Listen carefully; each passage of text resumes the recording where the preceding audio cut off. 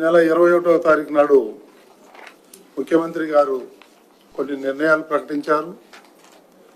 వాటన్నిటికి కూడా ఈరోజు టీటీడీ ఆమోదం తెలిపింది. అందులో ముంతాజ్ హోటల్ అయితే ఉంది. అదేవిధంగా హోటల్ నిర్మాణం కోసం ముందుకు వచ్చిన ఓబ్రాయ్ హోటల్, దీనికి టీటీడీ భూమిని కేటాయించి వారికి ఎటువంటి ఇబ్బంది కలగకుండా చేయాలని చెప్పేసి ముఖ్యమంత్రి గారు ఆదేశించారు.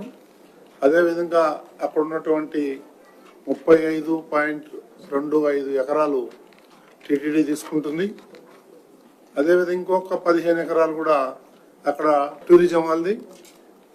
ఆ టూరిజం భూమిని కూడా మనం మొత్తం తీసేసుకొని మొత్తం 50 ఎకరాలు అవుతుంది. ఆ 50 ఎకరాలకు బదులుగా టీటీడీ స్థలం వాళ్ళకు ఇచ్చి మనం ఈ స్థలాన్ని తీసుకోవాలని. ఎందుకంటే ముఖ్యమంత్రి గారు క్లియర్గా చెప్పారు, జూ పార్క్ నుంచి కపిలేశ్వర్ తీర్థం వరకు కొండకు ఆనుకున్న ఏదైతే స్థలం ఉందో దాంట్లో ఎటువంటి నిర్మాణాలు జరగకూడదని సీఎం గారు క్లియర్గా ఇన్స్ట్రక్షన్ ఇచ్చారు. దానికి అనుగుణంగానే 50 ఎకరాలు మనం తీసుకొని టీటీడీ ఏదైనా కావాలంటే నిర్మాణం చేసుకోవచ్చు, కానీ అక్కడ మాత్రం ప్రైవేట్ వ్యక్తులకి ఎవరికి ఇవ్వకూడదని చెప్పేసి తీర్మానం చేయడం జరిగింది. అట్లాగే ముందు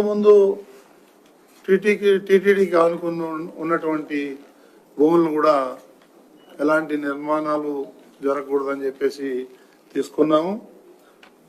శ్రీవారికి మన దేశంలోనే కాకుండా ఇతర దేశాల్లో కూడా ఆలయ నిర్మాణాలు చేపట్టాలని, దానికి ఒక కొత్త ట్రస్ట్ ఒకటి ఏర్పాటు చేసి ఈ శ్రీవాణి ఫండ్స్ని కూడా అక్కడికి ట్రాన్స్ఫర్ చేసి భక్తుల నుంచి కూడా కొంచెం విరాళాలు తీసుకొని దాన్ని ఒక ట్రస్ట్గా ఏర్పాటు చేసి ఈ కొన్ని ఊర్లలో ఏదైతే టెంపుల్స్ ఉన్నాయో సగంలో ఆగిపోయి ఉన్నాయి, ఇంకా కొత్త టెంపుల్స్ కావాలని చాలామంది ప్రపోజల్స్ ఇచ్చారు.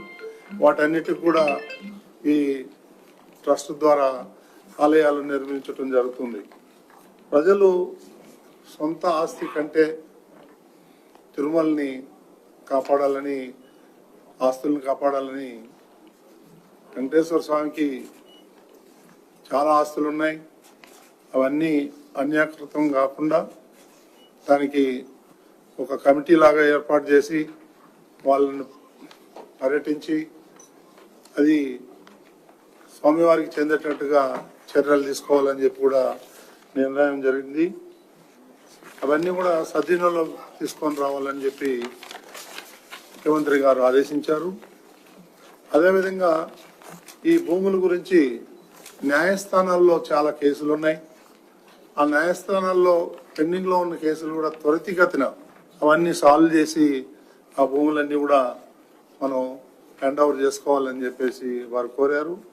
శ్రీవారి పవిత్రమైనటువంటి భూమిలో ఒక అంగుళం కూడా అన్యాకృతం కాకూడదు అని చెప్పేసి నిర్ణయం తీసుకోవడం జరిగింది. టీటీడీలో నిధులు ఎవరైతే నిర్వర్తిస్తున్నారో వాళ్ళందరూ హిందువులై ఉండాలి. అందులో మనం మొట్టమొదటి బోర్డులోనే నిర్ణయం తీసుకున్నాం. దానికి ప్రభుత్వం కూడా ఆమోదం తెలిపింది. ఈరోజు బోర్డులో కూడా మేము పెట్టి మరొకసారి దాన్ని తీర్మానం చేయడం జరిగింది.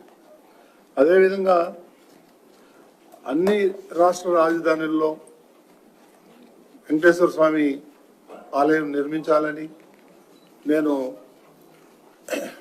టీటీడీ ద్వారా అన్ని రాష్ట్ర ముఖ్యమంత్రులకి నేను ఉత్తరం రాయడం జరిగింది.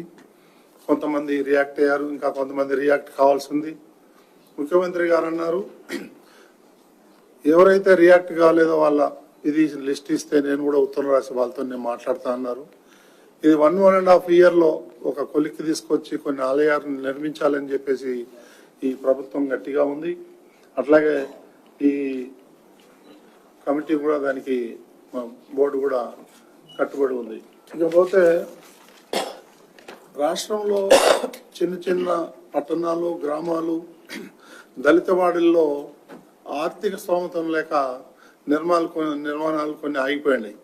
వాటన్నిటికి కూడా కంప్లీట్ చేసి ప్రజలకు అందుబాటులోకి తేవాలని చెప్పేసి, భక్తులకు అందుబాటులో తేవాలని చెప్పేసి కూడా తీర్మానం చేయడం జరిగింది.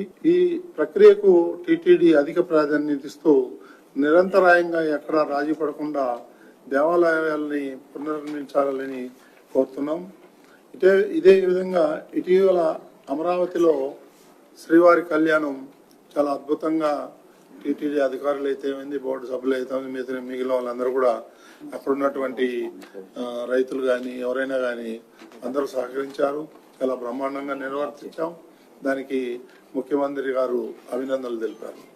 అది కూడా మనం బోర్డులో ఇవాళ తీర్మానం జరిగింది. ఆయనకి ధన్యవాదాలు చెప్తూ ఈ సందర్భంగా రాష్ట్ర ముఖ్యమంత్రి వర్గ నారా చంద్రబాబు నాయుడు గారికి బోర్డు ధన్యవాదాలు తెలియజేయడం జరిగింది.